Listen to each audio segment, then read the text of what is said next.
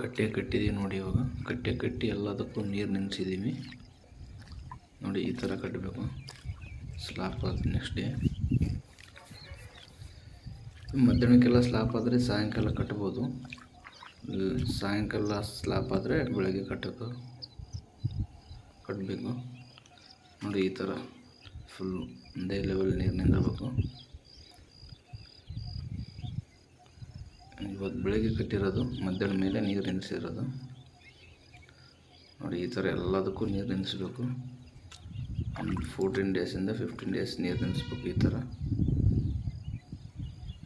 ಇದು ಇವತ್ತಿನ ಕೆಲಸ ನಮ್ಮದು.